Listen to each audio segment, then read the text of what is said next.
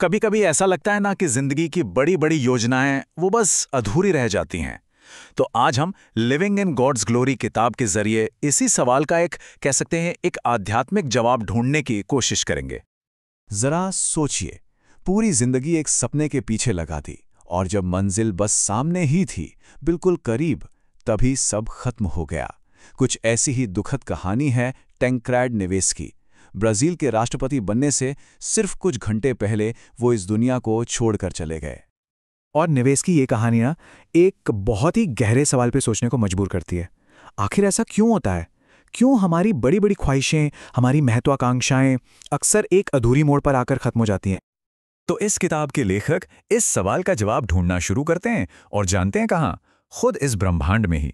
उनका मानना है कि हमारे चारों ओर की दुनिया में एक महान बनाने वाले के सुराग बिखरे पड़े हैं।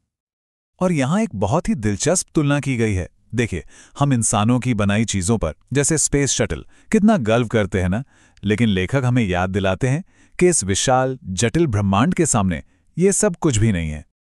ये कमाल का कॉन्ट्रास्ट है।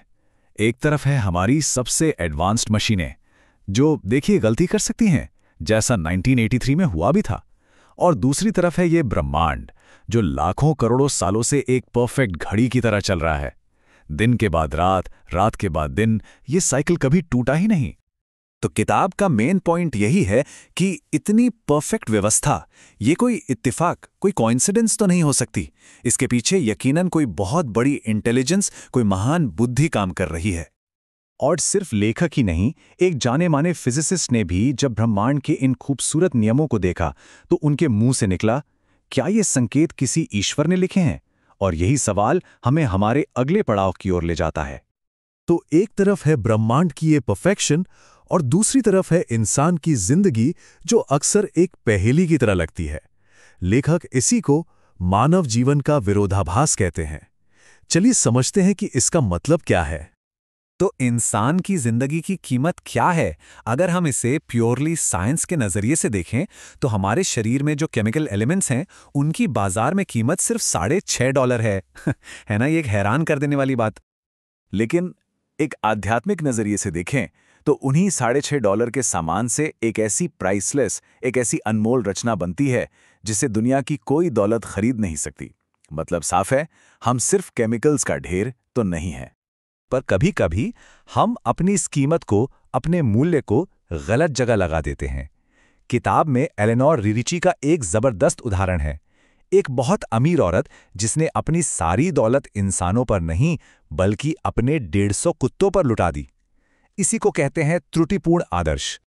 हाँ, तो ये बात हमें वापस हमारी उसी शुरुआती पहेली पर ले आती है कि अगर हम इतने अनमोल हैं, इतने प्राइसलेस हैं, तो फिर हमारी कहानियां अक्सर अधूरी सी क्यों रह जाती हैं? बिल्कुल टैंक्रेड नेवेस की तरह ही किताब में एक और कहानी है।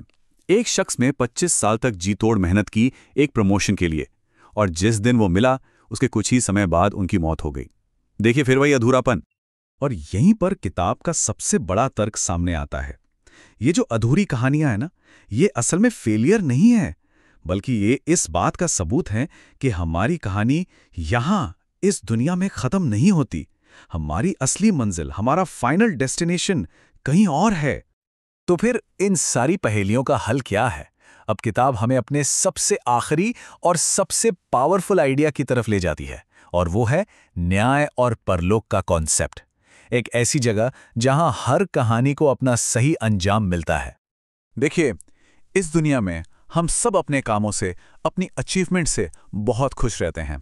हमें लगता है कि जो भी हमने किया वो बिल्कुल खरे सोने जैसा है। अपनी अच्छाई पर बड़ा नाज होता है ना? पर लेखक यहाँ एक आखिरी मिसाल देकर हमें चैलेंज करते हैं। एक कहानी सोची जाए। एक हार है जो दिखने में बिल्कुल सोने का लगता है।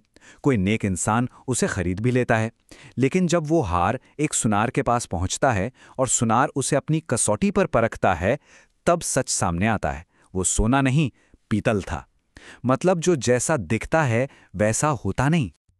और बस ये किताब का आखिरी और सबसे गहरा मैसेज है कि एक दिन आने वाली दुनिया में एक दिव्य कसौटी होगी जिस पर हम सबके कामों को परखा जाएगा, और तब उनका असली मूल्य सामने आएगा। ये वो ख्याल है जो सोचने पर मजबूर करता है कि हमारी जिंदगी की कहानी का असली सोना आखिर है क्या?